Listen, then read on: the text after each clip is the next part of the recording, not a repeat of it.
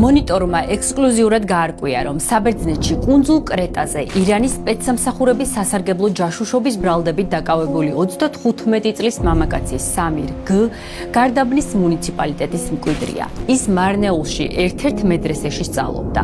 შემდეგ 2 წელი ირანში ქალაქ ხუმში გაიღრმავა რელიგიური განათლება. მას საქართველოში ბიზნესიც ჰქონდა ირანის მოქალაქესთან ერთად. გარდაბანსა და თბილისში ირანიდან შემოტანილ მარილს ყიდდა.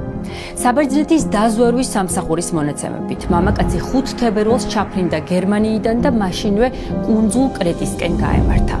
კრეტაზე ხმელთაშუა ზღვაში ნატოს ერთ-ერთი უმსხვილესი და სტრატეგიულად უმნიშვნელოვანესი საზღვაო ბაზა მდებარეობს.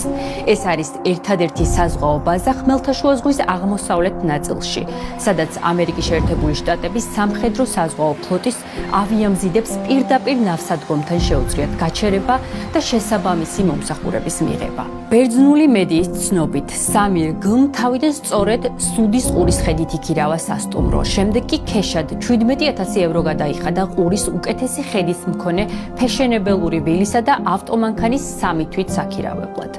6 თებერვალს სუდის ყურეში ამერიკის შეერთებული შტატების ავიამზიდი ჯერალდ ფორდი შევიდა, რომელიც რამდენიმე დღეში ირანის წინააღმდეგ სამხედრო ოპერაციაში ჩაება. საბერძნეთის დაზვერვამ საქართველოს მოქალაქე ყურეში ამერიკული ავიამზიდის ფოტოგადაღების დროს დააფიქსირა. ბერძნული მედია საბერძნეთის დაზვერვის სამსახურზე დაყრდნობით წერს, რომ სამირ გ-ს ტელეფონში ჰქონდა ირანული დაშიფრული აპლიკაცია პროგრამა, რომლითაც ინფორმაციას გადასცემდა.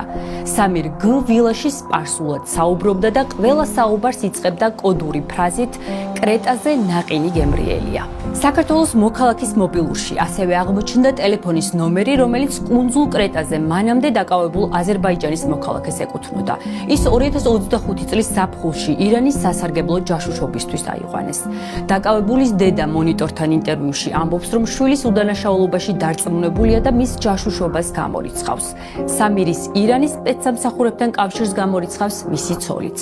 მონიტორმა სამირ გ-ს ვინაობის დადგენისა და ოჯახის წევრებთან გასაუბრების შემდეგ სახელმწიფო უსაფრთხოების სამსახურს კითხვით მიმართა. აქვთ თუ არა ინფორმაცია საბერძნეთში მიმდინარე გამოძიებაზე? ყავთ თუ არა კრეტაზე დაკავებული პიროვნება შესწავლილი? ჩვენ ასევე დავინტერესდით, შეისწავლეს თუ არა მისი შესაძლო კავშირები ირანის სპეცსამსახურებთან და ეგრეთ წოდებულ რელიგიურ საგანმანათლებლო ორგანიზაციებთან. სუსიდან გვიპასუხეს, რომ სადაზვერვო ინფორმაციის მოთხოვნა არასერიოზულია.